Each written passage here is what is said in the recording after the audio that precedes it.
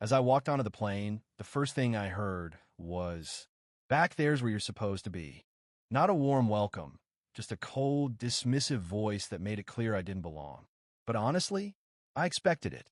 You can tell when something's about to go wrong, like a sixth sense kicking in. I had my first-class boarding pass gripped tight, but the looks I got from the passengers said it all. Like I had just walked into a private club where nobody invited me. The flight attendant, name tag, said Clara Easton, stood tall, hair in a tight twist, and her tone could cut glass. "Sir, are you lost?" she asked, already assuming I didn't know what I was doing. I calmly showed her my pass. Seat 2A, first class, bought with my own money. She scanned it like it was printed at home. "This doesn't look real," she said loudly, just enough to turn heads. Now, people were really watching. It got so quiet, you could hear the engine hum. Clara took my boarding pass like she was analyzing a crime scene. "This looks fake," she declared, and just like that, she told me to move to the back. But I wasn't going anywhere. "Ma'am, that's a real ticket." I bought it. I kept my voice steady, even though I could feel heat rising in my chest. Across the aisle, a woman pulled out her phone and started recording. Clara noticed and raised her voice like she was trying to win the court of public opinion. "Sir, don't make this harder than it has to be." I pulled out my ID, let my platinum business card catch the light. It's the kind of card you don't apply for. They invite you. Clara didn't even blink. "Scammers are getting clever these days," she said with a shrug. Then someone else spoke up, Dr. William Cho, in seat 1A. He looked up from his tablet. I saw him check in. "That young man belongs in first class," he said plainly. Clara ignored him. Just then my phone buzzed. A text from my father, simple and ordinary. "Landed, see you at the hotel." But there was irony in it. See, my dad, Gregory Lawson, was the CEO of the airline. But not a single person had asked my name. Moments later, the gate manager arrived. Steve Bell, crooked tie, tired eyes. "Step aside, son, while we look into this," he said. "Look into what?" I asked. "I have a boarding pass. What else do you need?" "Watch your tone," Steve warned. "We've had people fake their way into first class before." Another woman in seat 2C, Lena Ruiz, was now live on StreamNow. Viewers started trickling in, then hundreds, then thousands. "Looks like discrimination unfolding live on flight 332, she whispered into her mic. That word, discrimination, shifted the air in the cabin. People sat straighter. Cameras came out. I reached into my bag and pulled out a sleek leather card holder. My initials embossed in silver. "You can file a complaint later," Steve smirked. Then the pilot's voice chimed over the intercom. "Cabin crew, prepare for departure." Steve radioed the ground to delay takeoff. The groans rolled in from economy. "I'm going to record this conversation," I said, raising my phone. Clara jumped.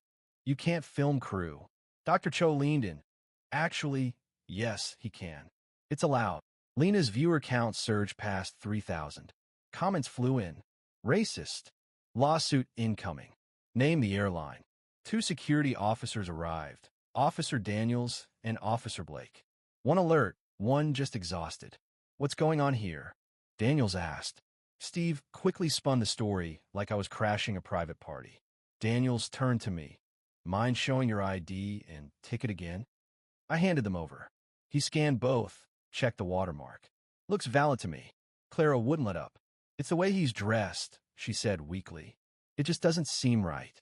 The camera angle from Lena's phone caught everything. The whole plane was watching now. Dr. Cho stood up again. "He hasn't done a single thing wrong," he said firmly. Officer Blake asked, "What exactly made you think he didn't belong?" Clara fumbled. "Just a feeling." Daniels looked at the card again. "You don't see many of these unless someone's got serious backing." Blake asked Clara directly, "Did you actually check his documents, or just guess?" She went quiet. Lena's stream passed 4,000 viewers. I decided to call my dad. "I think you'll want to hear this," I said, raising my phone in front of Clara and Steve. They laughed, until the line connected. "This is Gregory Lawson," my dad said. Everything froze. "Hi, Dad. I'm on flight 332 to Portland. They're saying my pass is fake." The quiet was deafening. "Put the flight attendant on," my dad said. Clara shook her head. I handed her the phone anyway. She stammered. We didn't realize. Didn't realize what? My dad asked. That he was your son, sir. So if he weren't, you'd still treat him like this? My dad's voice was ice. Steve tried to deflect. It's not about race. It's about his age. So young black men can't fly first class now. I held up my school ID. Riverbend Academy. Senior class president. $15,000 a year. Daniels asked, why not show this earlier? I answered simply, because I shouldn't have to prove I belong. The documents were enough.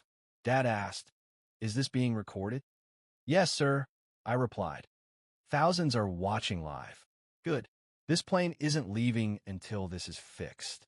Lena whispered, we just grounded the flight. I showed Daniels my text with Dad. Normal stuff. Basketball scores. Homework help. Dad gave the order.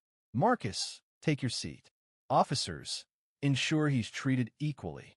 I walked to seat 2A. The cabin clapped. First class, then coach. Lena signed off. 9,000 viewers. You just watched accountability in action. I opened my laptop and got back to my econ homework. Just another school night for me, but not for Sky Vista Airlines. That flight didn't just take off. It took something with it. A wall, a silence, a way of doing things that too many people were fine leaving unchallenged. What happened on Flight 332 wasn't rare. What was rare was someone pressing record, someone standing their ground, and a company being forced to face itself in public view. In the weeks that followed, Sky Vista Airlines scrambled. What started as a viral video became a national conversation.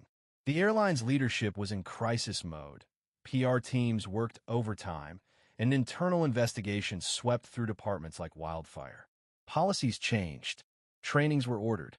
Apologies were written. And some people were removed from positions they had no business holding.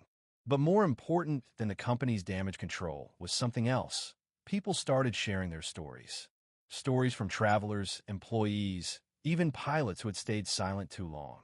My inbox filled up. My school counselor said students were talking about it in ethics class. What hit me hardest wasn't the headlines. It was the younger kids. Sixth graders, freshmen, cousins of friends. They started saying things like, maybe I can sit up front too. And that's when it clicked. This wasn't just about one gate, one plane, or even one airline. It was about the doors we still have to kick open. The spaces we still have to claim without apology. The dignity we don't need to earn, because it should never be up for debate. So I started something. A program called Seats Forward, a travel equity initiative built with student leaders, legal advocates, and airline partners who understood that real change doesn't begin in a boardroom. It begins when someone says, that's enough. Now, every time I fly, I carry more than just luggage. I carry this story and thousands more like it. I carry the pressure and the hope. And I carry the responsibility to make sure the next kid who boards a plane with a valid ticket doesn't have to prove their worth just to sit where they belong. If you've ever been dismissed, questioned, or quietly pushed aside, you know the feeling. And if you've ever stood up anyway, then you know the power of refusing to disappear. So here's my ask. Don't just be a passenger. Be the shift. Your voice might be the runway for someone else's freedom. Let this be more than a story. Let it be a spark. Because silence doesn't change systems. Speaking up does. Always.